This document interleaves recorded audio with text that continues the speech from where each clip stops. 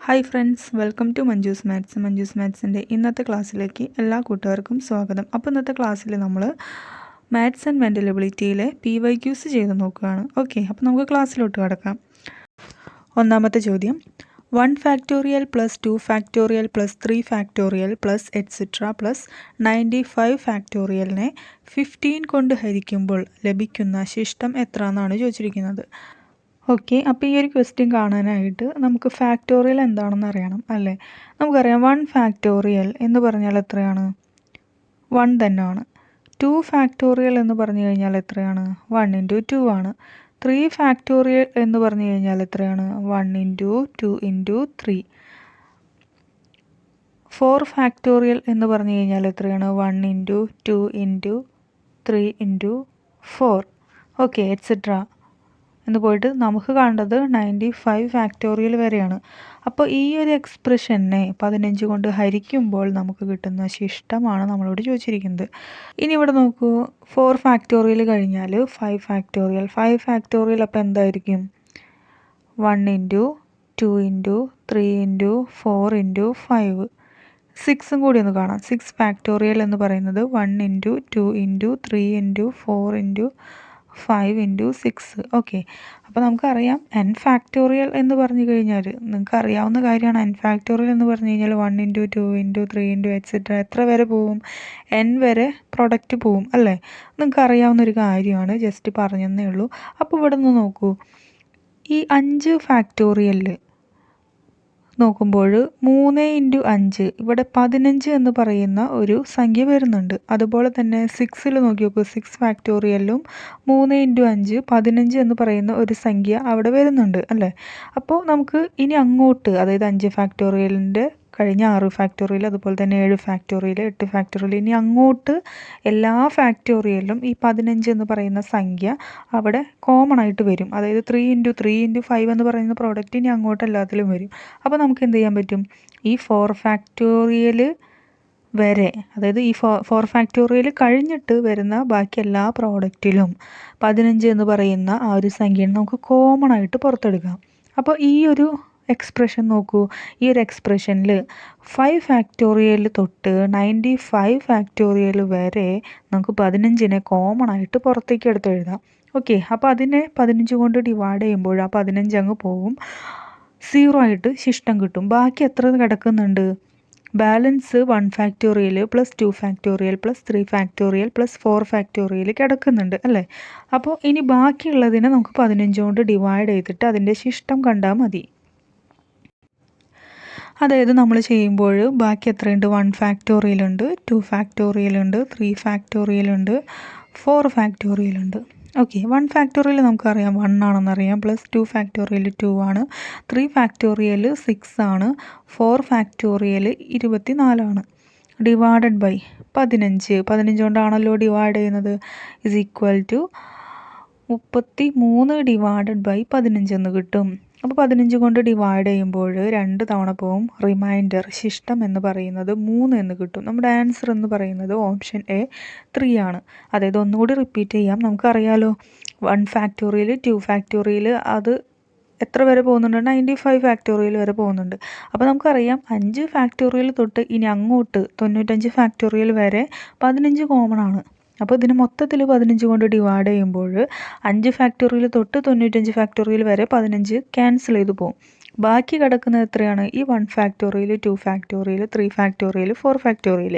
അപ്പോൾ ഇനി ഇതിനെ 15 കൊണ്ട് ഡിവൈഡ് ചെയ്യണം അല്ലേ. 15 കൊണ്ട് ഡിവൈഡ് ചെയ്തിട്ട് നമുക്ക് എത്രയാണോ റിമൈൻഡർ കിട്ടുന്നതെന്ന് ചെക്ക് ചെയ്താൽ മതി. അപ്പോൾ നമ്മൾ കണ്ടു, ഈ ഫാക്ടോറിയലിൻ്റെ വാല്യൂസൊക്കെ നമ്മൾ സബ്സ്റ്റിറ്റ്യൂട്ട് ചെയ്തു, ഡിവൈഡഡ് ബൈ 15 കൊടുത്തു, നമുക്ക് ആഡ് ചെയ്യുമ്പോൾ 33/15 എന്ന് കിട്ടും. റിമൈൻഡർ വരുന്നത് 3 ആണ്. ഓക്കെ, അപ്പോൾ ഈ ഒരു ക്വസ്റ്റ്യൻ മനസ്സിലായെന്ന് വിശ്വസിക്കുന്നു. നമുക്ക് നെക്സ്റ്റ് ക്വസ്റ്റ്യനിലോട്ട് പോവാം. സെക്കൻഡ് ക്വസ്റ്റ്യൻ, രവി ദിവസവും 5/2/3 മണിക്കൂർ പഠിക്കുന്നു. ശാസ്ത്രത്തിനും ഗണിതത്തിനും വേണ്ടി അവൻ തൻ്റെ സമയത്തിൻ്റെ 2/4/5 മണിക്കൂർ നീക്കിവെക്കുന്നു.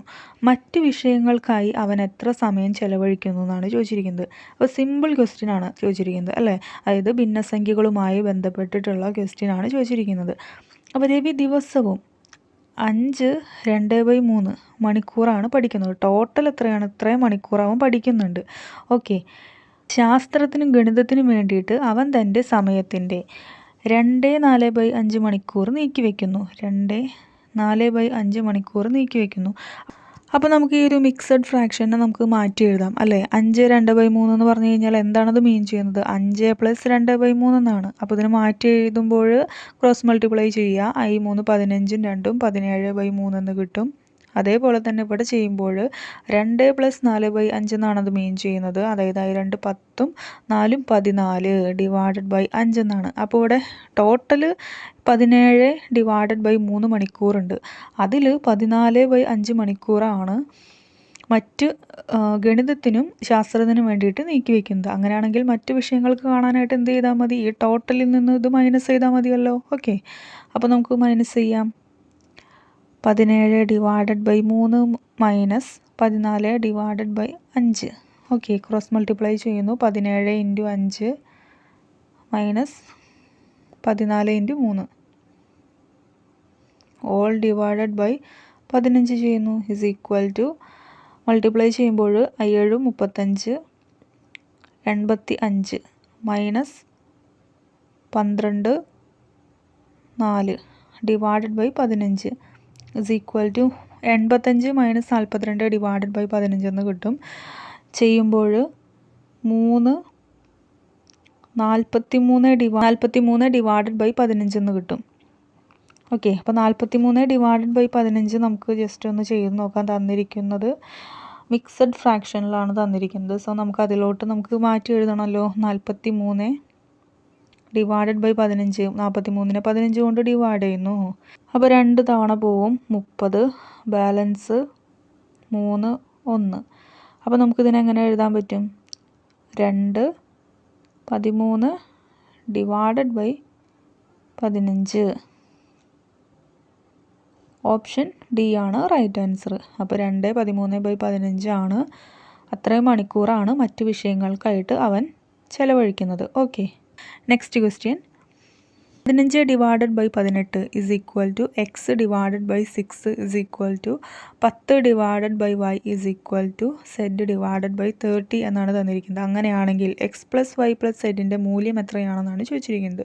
അപ്പോൾ നമുക്ക് എക്സ് വൈ സെഡിൻ്റെ മൂല്യം നമുക്ക് കാണണം അല്ലേ? ആദ്യം തന്നെ 15 ഡിവൈഡഡ് ബൈ 18. ഈ 15 ഡിവൈഡഡ് ബൈ 18നെ നമുക്ക് ക്യാൻസൽ ചെയ്യുമ്പോൾ 3 പോവും കോമൺ ആയിട്ട് അല്ലേ? അപ്പോൾ 3 പോകുമ്പോൾ 5 ഡിവൈഡഡ് ബൈ 6 എന്ന് കിട്ടും. ഓക്കെ. അപ്പോൾ 15 ഡിവൈഡഡ് ബൈ 18 എന്ന് പറയുന്നത് 5 ഡിവൈഡഡ് ബൈ 6 എന്നായി. അതെന്തിന് ഈക്വലാന്ന് തന്നിട്ടുണ്ട്? x/6 ഈക്വലാണെന്ന് തന്നിട്ടുണ്ട്. അപ്പോൾ ഇവിടെ നോക്കൂ, ഈ 2 ഭിന്നസംഖ്യകൾ ഈക്വലാണെന്നാണ് തന്നിരിക്കുന്നത്. അപ്പോൾ നമുക്ക് എന്ത് പറയാൻ പറ്റും? ഇവിടെ ഛേദങ്ങൾ ഈക്വലാണ്. അപ്പോൾ നമുക്ക് എന്ത് പറയാൻ പറ്റും? അംശം ഈക്വലാണെന്ന് പറയാൻ പറ്റും. x is equal to 5. എക്സിൻ്റെ വില 5 എന്ന് നമുക്ക് കിട്ടി. ഓക്കെ. ഇനി നെക്സ്റ്റ് വൈയുടെ വില കണ്ടുപിടിക്കണം. അതിന് വേണ്ടിയിട്ട് x/6 is equal to 10 divided by y എന്ന് എടുക്കുവാണ്.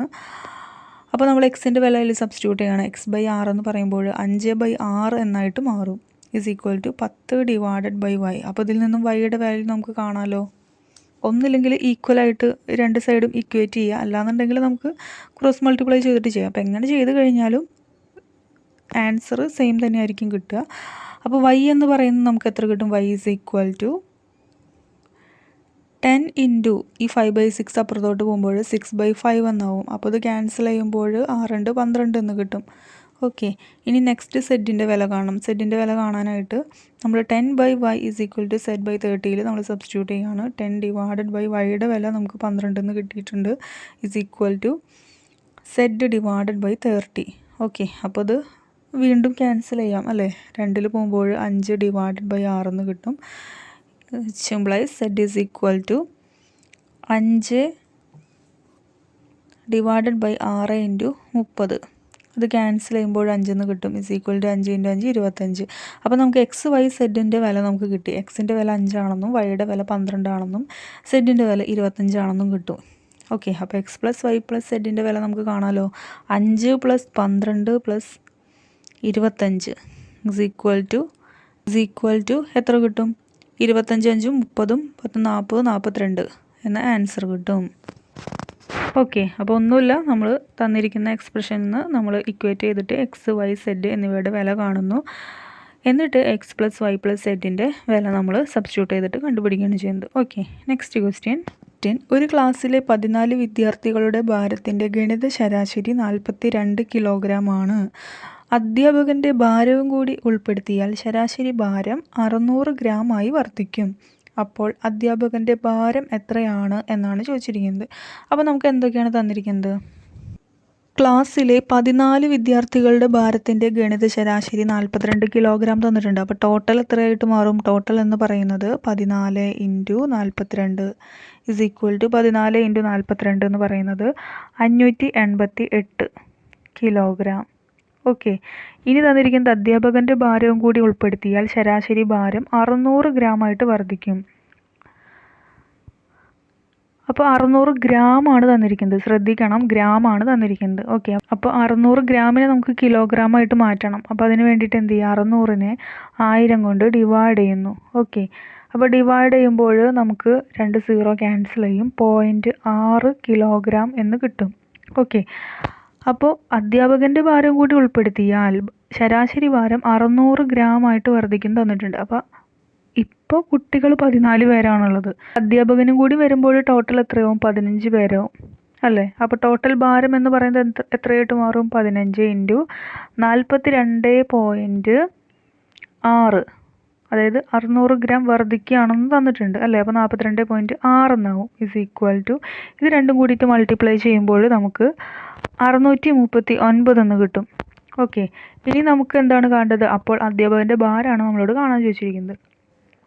ഇനി അധ്യാപകൻ്റെ ഭാരം കാണാനായിട്ട് എന്ത് ചെയ്താൽ മതി? ഇത് രണ്ടും കൂടിയിട്ട് മൈനസ് ചെയ്താൽ മതി. അതായത് 14 വിദ്യാർത്ഥികളുടെ ഭാരം നമുക്ക് കിട്ടിയിട്ടുണ്ട്. അതുപോലെ തന്നെ 15-അവനായിട്ടുള്ള നമ്മുടെ അധ്യാപകനും കൂടി വന്നപ്പോൾ ഉള്ള ടോട്ടൽ ഭാരം നമുക്ക് കിട്ടിയിട്ടുണ്ട്.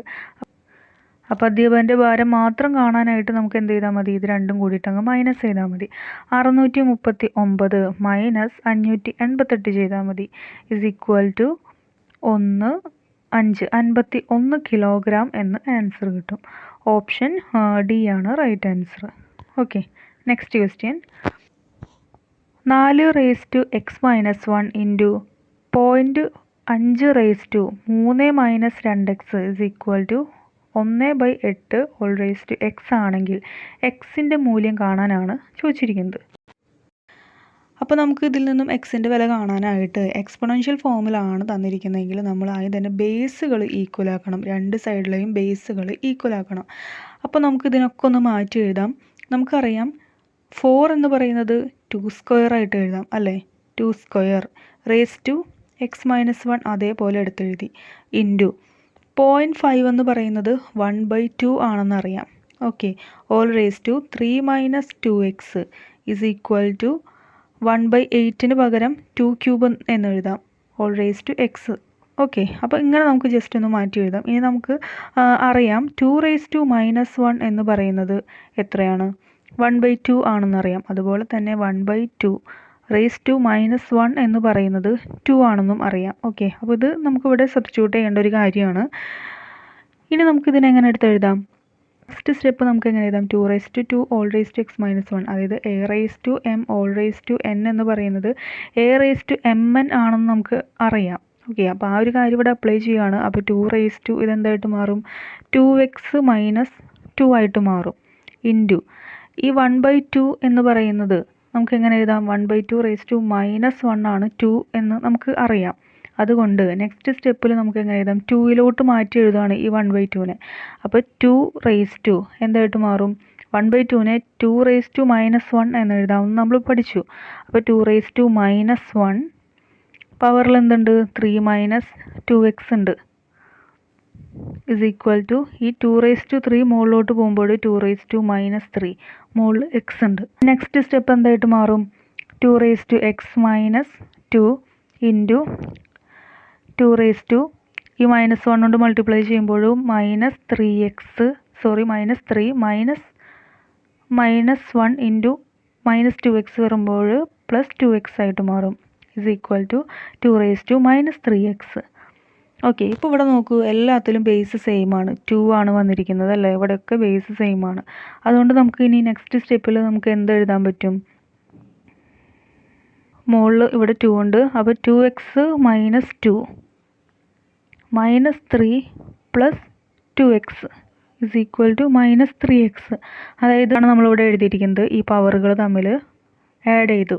അതായത് ബേസ് ഈക്വൽ ആണ്, 2 ആണ്. അതുകൊണ്ട് അപ്പോൾ നെക്സ്റ്റ് സ്റ്റെപ്പ് എന്തായിട്ട് മാറും? 4x minus 5 is equal to minus 3x എന്നാവും നെക്സ്റ്റ് സ്റ്റെപ്പ് എന്ന് പറയുന്നത്. ഈ 3x അപ്പുറത്തോട്ട് പോകുമ്പോൾ 7x ആവും. 7x is equal to 5. ഇതിൽ നിന്നും എക്സിൻ്റെ വില 5/7 എന്ന് കിട്ടും. ഓക്കെ, ആൻസർ എന്ന് പറയുന്നത് ഓപ്ഷൻ ഡി ആണ്. ഓക്കെ, അപ്പോൾ ഒന്നുമില്ല, തന്നിരിക്കുന്ന ഈ ഒരു ഫോം എന്ന് പറയുന്നത് നമ്മൾ ആദ്യം തന്നെ ബേസ് ഈക്വൽ ആക്കിയിട്ട് എഴുതുകയാണ് ചെയ്യുന്നത്. അങ്ങനെ ബേസ് ഈക്വൽ ആക്കിയിട്ട് എഴുതുമ്പോഴാണ് നമുക്ക് ഇനി പവർ തമ്മിൽ ഈക്വൽ ആക്കിയിട്ട് ചെയ്യാനായിട്ട് പറ്റുള്ളൂ. അതിൽ നിന്നും എക്സിൻ്റെ വില നമ്മൾ ഇക്വേറ്റ് ചെയ്തിട്ട് കണ്ടെത്തുകയാണ് ചെയ്യുന്നത്. Okay, next question. 2x4 plus 4x6 plus 6x8 plus etcetera എന്ന പരമ്പരയുടെ 20ാം പദം എത്രയാണെന്നാണ് ചോദിച്ചിരിക്കുന്നത്.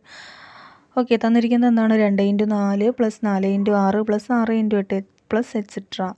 അപ്പോൾ ഇവിടെ നോക്കുകയാണെന്നുണ്ടെങ്കിൽ ഇത് എങ്ങനെ വേണമെങ്കിലും ചെയ്യാം. ഇപ്പോൾ ഒരു മെത്തേഡ് പറഞ്ഞുതരാം. 2x4 ഇതിൽ നിന്നും ഫസ്റ്റ് ഒന്ന് നോക്കൂ. ഫസ്റ്റത്തെ സംഖ്യ എന്ന് പറയുന്നത് 2 ആണ്. ഓക്കെ, അപ്പോൾ നമ്മളോട് 20ാം പദമാണ് ചോദിച്ചിരിക്കുന്നത്. അപ്പോൾ ഫസ്റ്റ് ടൈം 2 വന്നു കഴിഞ്ഞാൽ ഇതിൻ്റെ ഓരോന്നിൻ്റെയും ഫസ്റ്റ് ടൈം നമ്മൾ നോക്കുമ്പോൾ ആദ്യം 2 വന്നു, പിന്നെ 4 വന്നു, 6 വന്നു. അപ്പോൾ നെക്സ്റ്റ് എന്തായിരിക്കും? 8 വരും. 2 വെച്ചിട്ട് ആഡ് ചെയ്യുകയാണ് ചെയ്യുന്നത് അല്ലേ. പിന്നെ 10 വരും, എക്സെട്ര. അങ്ങനെ ഒന്നാമത്തെ പദം 2 ആണ്, രണ്ടാമത്തെ പദം 4 ആണ്, എക്സെട്ര. അപ്പോൾ 20ാമത്തെ പദം എന്തായിരിക്കും? ഒന്നാമത്തെ പദം 2 ആണ്, പിന്നെ 2 വെച്ച് ആഡ് ചെയ്യുന്നു. അപ്പോൾ 20ാമത്തെ പദം എത്രയായിരിക്കും? 2 × 20 ഇസ് ഈക്വൽ ടു 40 എന്നായിരിക്കും 20ാമത്തെ പദം കിട്ടുന്നത്. അതേപോലെ തന്നെ ഇനി നെക്സ്റ്റ് നോക്കൂ. നെക്സ്റ്റ് ചെയ്യുമ്പോൾ ആദ്യം 4 വന്നു. ഓക്കെ, അത് കഴിഞ്ഞിട്ട് 6 വന്നു, അത് കഴിഞ്ഞിട്ട് 8 വന്നു. ഇവിടെയും എന്താണ്? 2 വെച്ച് ആഡ് ചെയ്ത് പോവുകയാണ് ചെയ്യുന്നത്. നെക്സ്റ്റ് 10, 12 അങ്ങനെ പോവുകയാണ്. അങ്ങനെ 20ാമത്തെ പദം എന്നാണ് പറഞ്ഞിരിക്കുന്നത്. അപ്പോൾ ഇവിടെ ഫസ്റ്റ് ടൈം 4 ആണ്, സെക്കൻഡ് ടൈം 6 ആണ്. അങ്ങനെ പോകുമ്പോൾ 20ാമത്തെ പദം എന്തായിട്ട് മാറും? 40 പ്ലസ് 2 42. ഓക്കെ, അപ്പോൾ 20ാമത്തെ പദമാണ് ഈ ഒരു പരമ്പരയുടെ 20ാമത്തെ പദമാണ് നമ്മളോട് കാണാൻ പറഞ്ഞിരിക്കുന്നത്. അപ്പോൾ എന്ത് ചെയ്താൽ മതി? ഇത് രണ്ടും കൂടിയിട്ട് മൾട്ടിപ്ലൈ ചെയ്താൽ മതി. അതായത് ഫസ്റ്റ് ടൈമും സെക്കൻഡ് ടൈമും തമ്മിൽ മൾട്ടിപ്ലൈ ചെയ്യുകയാണ് ചെയ്യുന്നത്. അപ്പോൾ 20ാമത്തെ ടൈം എന്ന് പറയുന്നത് 40 × 42 ആവും. രണ്ടും കൂടിയിട്ട് മൾട്ടിപ്ലൈ ചെയ്യുമ്പോൾ 0, 8, 16 1680 എന്ന ആൻസർ കിട്ടും. ഓപ്ഷൻ എ ആണ് റൈറ്റ് ആൻസർ. ഇനി നെക്സ്റ്റ് മെത്തേഡ് എന്ന് പറയുന്നത് അതൊന്ന് ജസ്റ്റ് പറഞ്ഞു തരാം. അപ്പോൾ ഈ ഒരു കണക്ക് നമുക്ക് വേറൊരു മെത്തേഡിലും ചെയ്യാം. തന്നിരിക്കുന്നത് ജസ്റ്റ് എടുത്ത് എഴുതാം. 2x4 plus 4x6 plus 6x8 plus etcetera എന്ന് തന്നിട്ടുണ്ട്. ഇതിൽ നിന്നും കോമൺ ആയിട്ട് നമുക്ക് 2നെ പുറത്തെടുക്കാം അല്ലേ. ഒന്നാമത്തേതിൽ നിന്ന് 2 എടുക്കാം, രണ്ടാമത്തേതിൽ നിന്ന് 2 എടുക്കാം. അപ്പോൾ 2x2 എന്ന് പറയുന്ന സംഖ്യ നമുക്ക് പുറത്തെടുക്കാം, കോമൺ ആയിട്ട് പുറത്തെടുക്കാം. അപ്പോൾ ഇതെന്തായിട്ട് മാറും? 1x2 plus 2x3 plus 3x4 plus etcetera എന്ന് പറഞ്ഞിട്ട് പോകും. Is equal to 2x2 4 × 1x2 plus 2x3 plus 3x4 plus etcetera എന്ന് പറഞ്ഞിട്ട് പോകും. ഓക്കെ, അപ്പോൾ ഇതെന്തായിട്ട് മാറും? 4 × ഇതിൻ്റെ അകത്ത് നോക്കൂ. ഫസ്റ്റ് ടൈം എന്ന് പറയുന്നത് 1 ആണ്. ഫസ്റ്റ് വരുന്നത് 1, 2, 3 എന്നും പറഞ്ഞിട്ടാണ് പോകുന്നത്. 20ാമത്തെ പദമാണ് നമുക്ക് കണ്ടത്. അപ്പോൾ ഫസ്റ്റ് 1 വന്നു കഴിഞ്ഞാൽ 20ാമത്തെ പദം പിന്നെ എന്തായിരിക്കും? 20 ആയിരിക്കും അല്ലേ. ഇൻറ്റു ഇനി സെക്കൻഡ് ടൈംസ് നോക്കൂ. ആദ്യം 2 വന്ന്, പിന്നെ 3 വന്ന്, 4 വന്ന് അല്ലേ. അപ്പോൾ 20ാമത്തെ പദം എന്തായിരിക്കും? ആദ്യത്തെ ടൈം 2 ആണ്, രണ്ടാമത്തെ ടൈം 3 ആണ്, മൂന്നാമത്തെ ടൈം 4 ആണ്. അങ്ങനെയാണെങ്കിൽ 20ാമത്തെ ടൈം എന്തായിരിക്കും? 21 ആവും. Okay, is equal to 4 × 20 × 21 multiply ചെയ്യുമ്പോൾ നമുക്ക് 420 എന്ന് കിട്ടും. 4 × 420 ചെയ്യുമ്പോൾ നമുക്ക് കിട്ടുന്ന ആൻസർ തന്നെയാണ് 1680 എന്ന് കിട്ടും. ഓക്കെ, അപ്പോൾ ഇത് 2 തരത്തിലും നമുക്ക് ചെയ്യാം. ഏതാണ് നിങ്ങൾക്ക് ഈസി ആയിട്ട് തോന്നുന്നെങ്കിൽ നിങ്ങൾ അത് യൂസ് ചെയ്യുക. ഓക്കെ, അപ്പോൾ ഇന്നത്തെ ക്ലാസ് ഇവിടെ വൈൻഡപ്പ് ചെയ്യുകയാണ്. ഇന്നത്തെ ക്ലാസ്സിൽ നമ്മൾ കുറച്ച് ക്വസ്റ്റ്യൻസ് ആണ് ചെയ്തിട്ടുള്ളൂ.